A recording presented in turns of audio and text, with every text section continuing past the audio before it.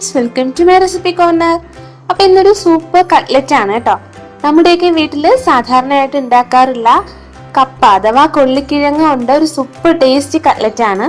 അപ്പൊ ഇത് കഴിക്കുമ്പോൾ നമ്മുടെ കപ്പ കട്ട്ലറ്റ് ആണെന്നൊന്നും അറിയാൻ സാധിക്കില്ല കേട്ടോ. ഒരു ചിക്കൻ കട്ട്ലറ്റിന്റെ ഒക്കെ ആ ഒരു സ്വാദാണ് ഇതിന്.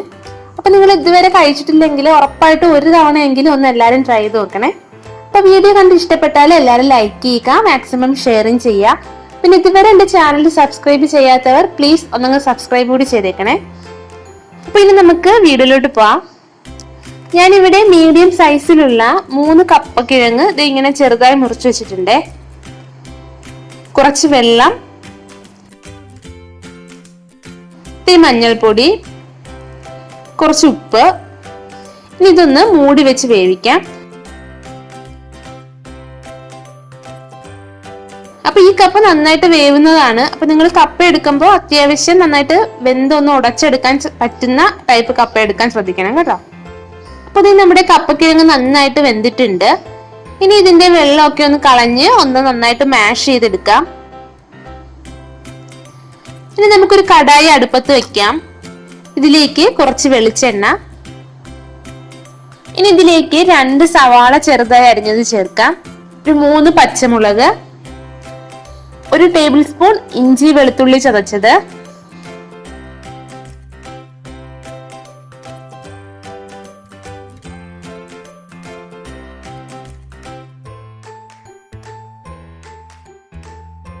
ഇനി 1 തണ്ട് കറിവേപ്പില ചെറുതായി മുറിച്ചത് കൂടി ചേർക്കാം.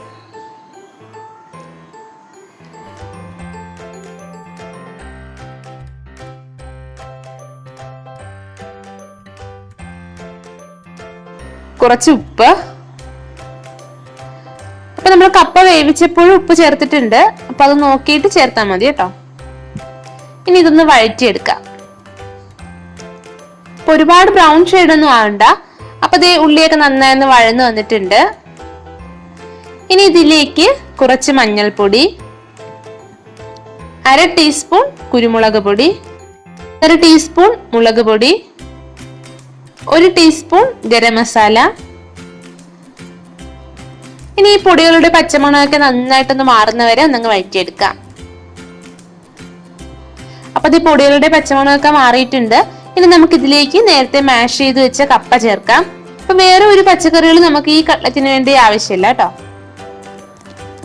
അപ്പൊ ഇത് നന്നായിട്ട് വേവുന്ന കപ്പക്കിഴങ്ങായിരുന്നു, അതുകൊണ്ടാണ് ഇത്രയും നന്നായിട്ട് മാഷ് ചെയ്തെടുക്കാൻ പറ്റിയത്.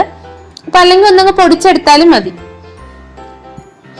ഇനി ഇത് ഈ മസാലയായിട്ട് നന്നായി ഒന്ന് മിക്സ് ചെയ്തെടുക്കാം. അപ്പൊ നിങ്ങൾക്ക് ഉപ്പ് കുറവാണെന്ന് തോന്നുകയാണെങ്കിൽ കുറച്ച് വെള്ളത്തിലൊന്ന് കലക്കി ഒഴിച്ചാൽ മതി കേട്ടോ. അപ്പൊ എല്ലായിടത്തും നന്നായിട്ട് മിക്സ് ആവാൻ എളുപ്പമായിരിക്കും.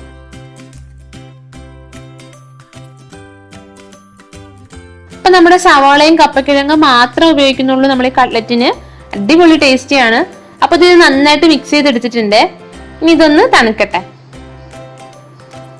അപ്പൊ ഇത് അത്യാവശ്യം തണുത്തിട്ടുണ്ട്. പിന്നെ നമുക്ക് കയ്യിൽ കുറച്ച് എണ്ണ തടവിയിട്ട് ഇതേപോലെ ബോൾസ് ആക്കി നമുക്ക് ഇഷ്ടമുള്ള ഷേപ്പിൽ സെറ്റ് ചെയ്യാം.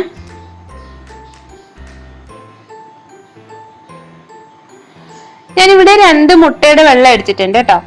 അപ്പൊ ഇനി ഇതിലൊന്ന് മുക്കി ബ്രെഡ് ക്രംസിലൊന്ന് കോട്ട് ചെയ്യാം.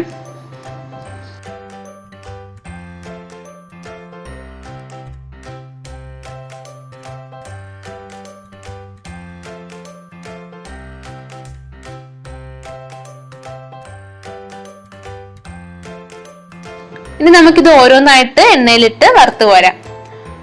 അപ്പൊ 2 സൈഡും ബ്രൗൺ ഷെയ്ഡ് ആണ് കേട്ടോ. അപ്പൊ ഇത് നമ്മുടെ സൂപ്പർ കപ്പ കട്ട്ലറ്റ് ഇവിടെ റെഡി ആയിട്ടുണ്ട്. അപ്പൊ വളരെ സിമ്പിൾ ആയിട്ട് പെട്ടെന്ന് ചെയ്തെടുക്കാം. അതുപോലെ തന്നെ അടിപൊളി ടേസ്റ്റിയാണ്.